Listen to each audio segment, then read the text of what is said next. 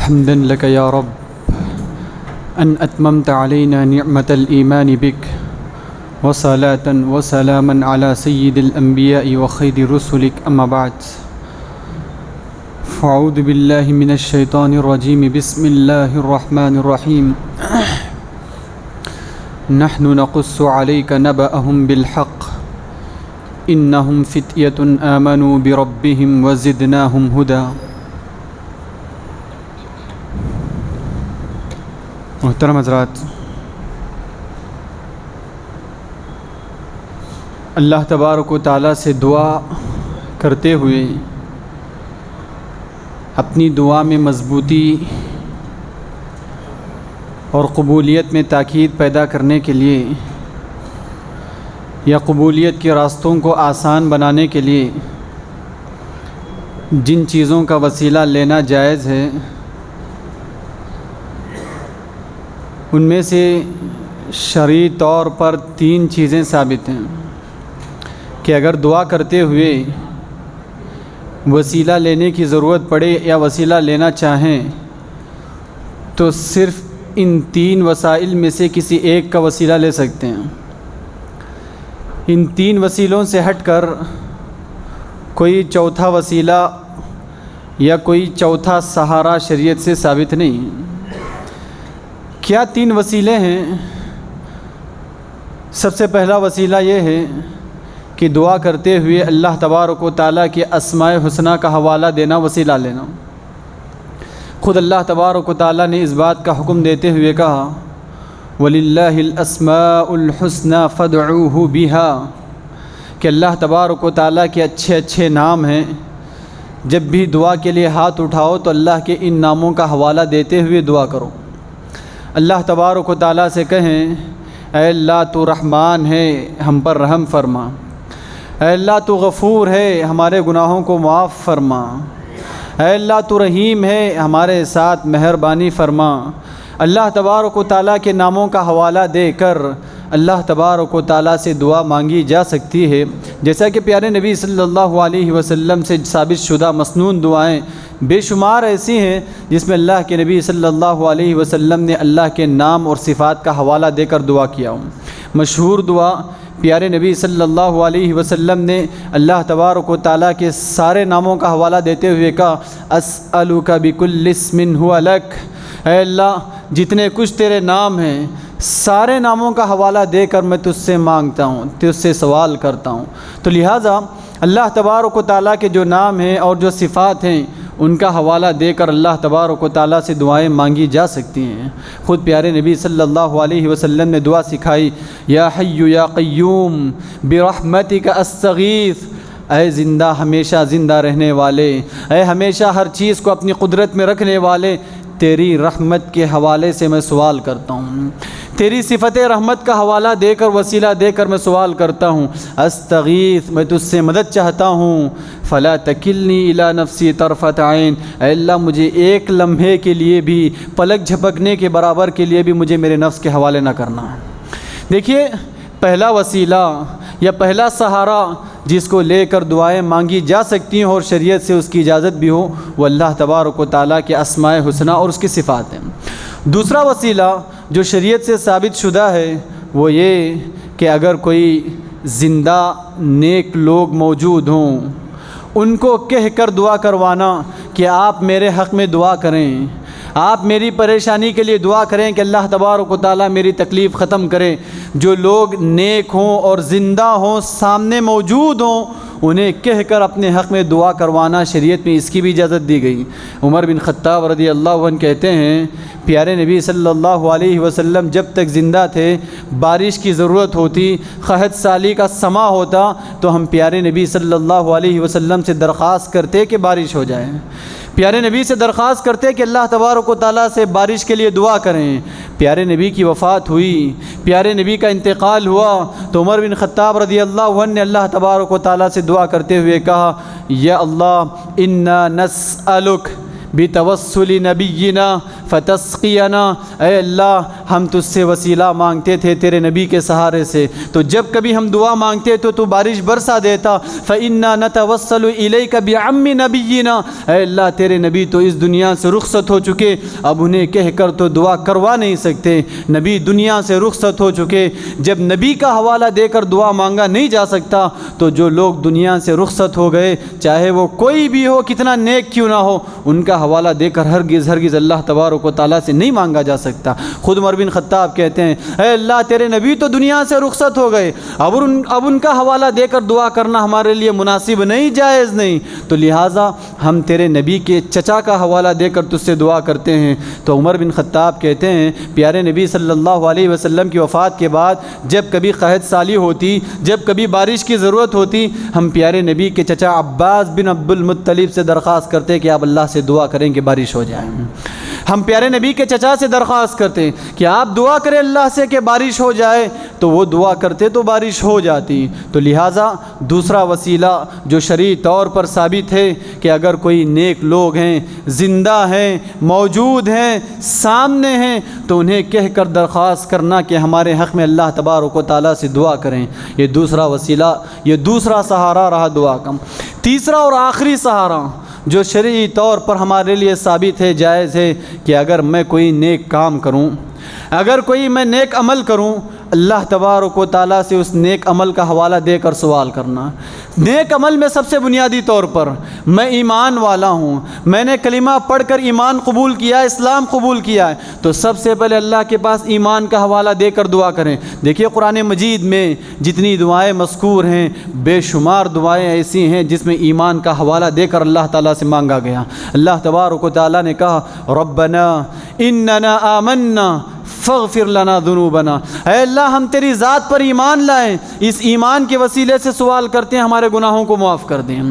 اس ایمان کا حوالہ دے کر تجھ سے سوال کرتے ہیں اے اللہ ہمارے گناہوں کو معاف کر دے۔ تو نیک اعمال میں بنیادی طور پر ایمان کا حوالہ دینا، ایمان کے وسیلے سے دعا کرنا، اور اس کے ساتھ ساتھ کوئی بھی نیک کام ہو، ہم نے 2 رکعت نفل نماز پڑھی، اللہ تبارک و تعالیٰ سے اس کا حوالہ دے کر مانگا اے اللہ تیری خوشنودی کی خاطر ہم نے نماز پڑھی ہے، اس نماز کی بدولت ہماری فلاں پریشانی دور فرما، اے اللہ تیری خوشنودی کی خاطر ہم نے روزہ رکھا، تجھے راضی کرنے کے لیے ہم نے صدقہ و خیرات کیے، اے اللہ تجھے خوش کرنے کے لیے ہم نے فلاں کی ضرورت پوری کی، فلاں کی ہم نے مدد کی، اے اللہ ان چیزوں کا حوالہ دے کر تجھ سے سوال کرتے ہیں، مانگتے ہیں، لہٰذا ہماری ضرورت کو پوری کر دے۔ اگر نیک اعمال ہوں، دنیا میں زندگی میں ایسے کوئی اعمال ہوں جس کو آپ اور آپ کے رب کے علاوہ کوئی نہ جانتا ہو، تو اللہ تبارک و تعالیٰ کے پاس ایسے اعمال کا حوالہ دینا اے اللہ میری اعمال میں، میری زندگی میں ایسے بھی کچھ عبادتیں ہیں، ایسے بھی کچھ کام ہیں سوائے تیرے اس کی کوئی خبر نہیں رکھتا، میرا یہ کام صرف تجھے راضی کرنے کے لیے تھا، اے اللہ آج اس کام کا حوالہ دے کر تجھ سے مانگتا ہوں میری ضرورت پوری کر دے، تو اللہ تبارک و تعالیٰ اس سے ضرورت پوری کرتا ہے، دعائیں قبول کرتا ہے۔ دیکھیے سورۃ الکہف میں اللہ تبارک و تعالیٰ نے 3 نوجوانوں کا واقعہ بیان کیا،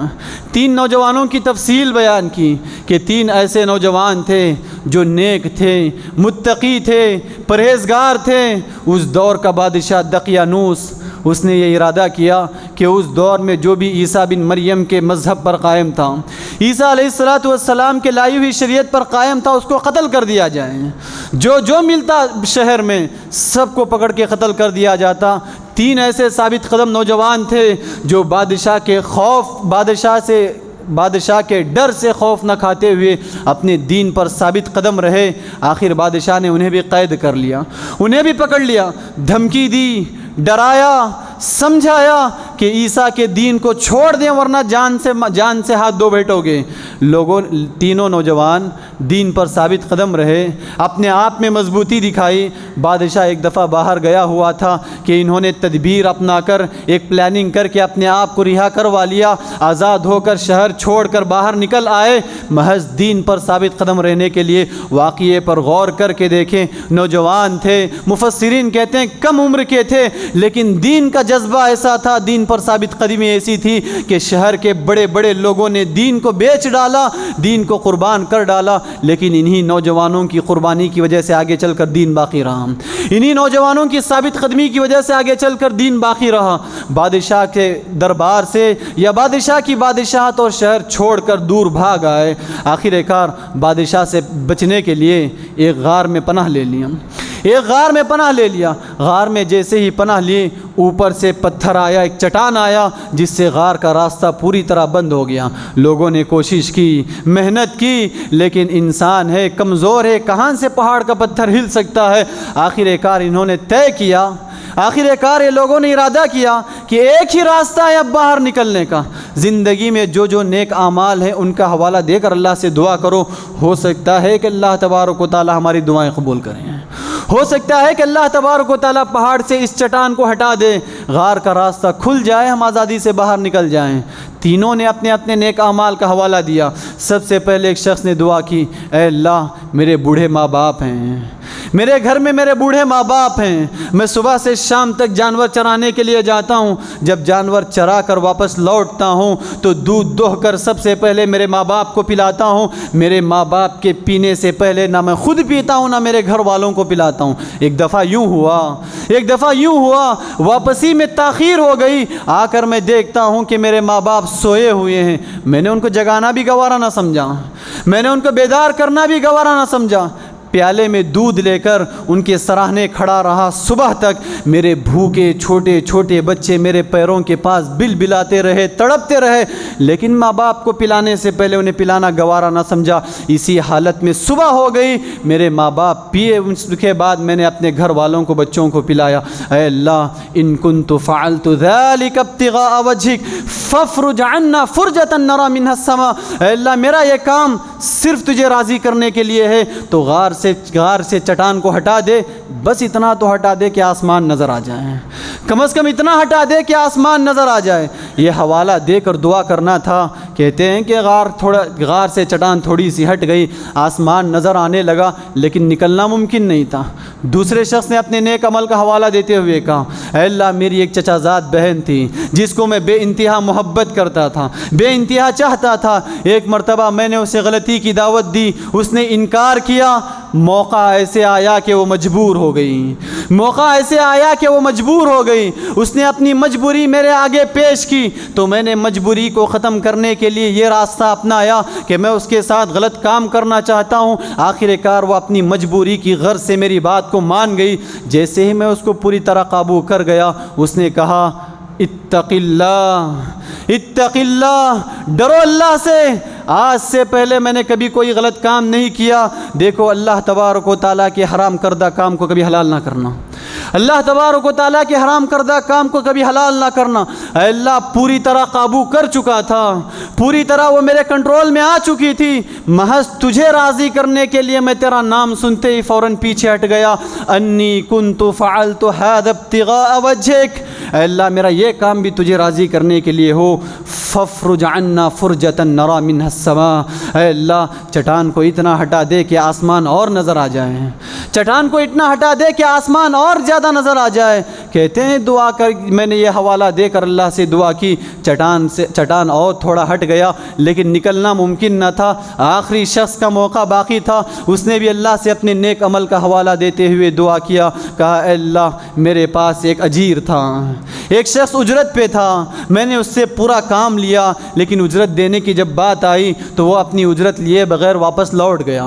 اجرت لیے بغیر اپنے گاؤں چلا گیا۔ میں نے اس کی اجرت کو یوں ہی اٹھا رکھی، میں نے اس کی اجرت کو انویسٹ کیا، اس سے بے شمار چراگاہ آئے، بے شمار جانور آئے، میں نے اس کی پوری پونجی ویسے ہی جمع رکھی۔ ایک مدت کے بعد وہ میرے پاس لوٹ کر آیا اور اپنی اجرت مانگنے لگا کہ میں نے تمہارے پاس خدمت کی تھی، میں نے تمہارے پاس کام کیا تھا، اجرت کے لیے میں نے عمل کیا تھا، لہٰذا میری اجرت ابھی لوٹا دو، مجھے ضرورت ہے۔ میں نے کہا کہ جاؤ دیکھو یہ جو چراگاہ دکھ رہی ہے، یہ جو جانور دکھ رہے ہیں، سب پورے کے پورے تمہارے ہیں۔ اس نے کہا دیکھو میرے ساتھ ساتھ مذاق نہ کرنا، میری اجرت تو اتنی بڑی نہیں تھی، میرا عمل اتنا زیادہ نہیں تھا کہ اتنا بڑا اجرت مل سکے۔ میں نے کہا دیکھو تم چلے گئے، تمہاری اجرت کو میں نے اٹھا رکھا تھا، تمہاری اجرت کو میں نے خرچ کیا، انویسٹ کیا، تو تمہاری اجرت کے بدولت آج اتنے جانور جمع ہیں، سب پورے کے پورے تمہارے ہیں، سب لے جاؤ۔ کہتا ہے کہ اے اللہ میں نے یہ کام خالص تجھے راضی کرنے کے لیے کیا ہے، تو اتنا چٹان ہٹا دے، غار سے پتھر کو اس قدر ہٹا دے کہ باہر نکل جا سکیں۔ تو یہ حوالہ دے کر دعا کرنا تھا کہ اللہ تبارک و تعالیٰ کی طرف سے غار کا راستہ کھل گیا اور بآسانی باہر نکل گئے۔ پتہ چلا کہ اگر زندگی میں کوئی نیک اعمال ہیں، ایسے اعمال جو سوائے رب العزت کے اور میرے کوئی اور نہ جانتا ہو، سوائے ہمارے اور ہمارے رب کے کوئی کسی کو اس کی خبر نہ ہو، ایسے اعمال کا حوالہ دے کر اللہ سے دعا کرنا، کیونکہ یہی وہ عمل ہے جس میں اخلاص ہوتی ہے، یہی وہ عمل ہے جس میں خالص اللہ رب العالمین کی رضامندی ہوتی ہے۔ ورنہ لوگوں کے دیکھ کیا گیا اعمال، لوگوں کے نظروں کے آگے کی گئی عبادت یا کی گئی نیکی، ہو سکتا ہے کہ دل کے کسی ایک بازو میں ریاکاری آ جائے، شیطان کوئی اور خیال پیدا کر دے، لیکن ایسا عمل زندگی میں جس میں ہمارے اور ہمارے پروردگار کے علاوہ کوئی خبر نہ رکھتا ہو، اس میں ایسا اخلاص ہوتا ہے، ایسی للہیت ہوتی ہے کہ دیگر اور اعمال میں نہیں ہوتی۔ ایسے اعمال کا حوالہ دے کر اللہ سے دعا کریں تو اللہ تبارک و تعالیٰ دعاؤں کو قبول کرتا ہے اور دعاؤں کی قبولیت کے لیے آسانی سے راستے پیدا کر دیتے ہیں۔ یہی وہ 3 جائز راستے ہیں کہ جب بھی دعا کے لیے ہاتھ اٹھائے تو یا تو اللہ تبارک و تعالیٰ کے نام اور صفات کا حوالہ دے کر اللہ سے دعا کریں، یا نہیں تو اگر کوئی زندہ لوگ ہیں، نیک ہیں، متقی ہیں، انہیں کہہ کر اپنے حق میں دعا کروائیں۔ تیسرا اور آخری راستہ ہے زندگی میں کوئی نیک اعمال ہوں تو ان کا حوالہ دے کر اللہ سے دعا کریں۔ یہ 3 راستوں کے علاوہ، یہ 3 وسیلوں کے علاوہ کوئی چوتھا وسیلہ، کوئی چوتھا سہارا شریعت سے ثابت نہیں، چاہے وہ نبی کا حوالہ دے کر دعا کریں، نبی کے طفیل، نبی کے صدقے، نعوذ باللہ یہ سارے غیر شرعی راستے ہیں۔ دیکھیے عمومی طور پر نبی کی تقدس کے نام پر، نبی کے احترام کے نام پر، نبی کی شان میں غلو کرنا، نبی کی شان میں غلو کرتے ہوئے اللہ سے دعا کرنا، اے اللہ نبی کے صدقے فلاں کام کر دے، نبی کے طفیل فلاں کام کر دے، فلاں پیر ولی کے طفیل فلاں کام کر دے۔ دیکھیے جب نبی کے طفیل کوئی کام مانگنا،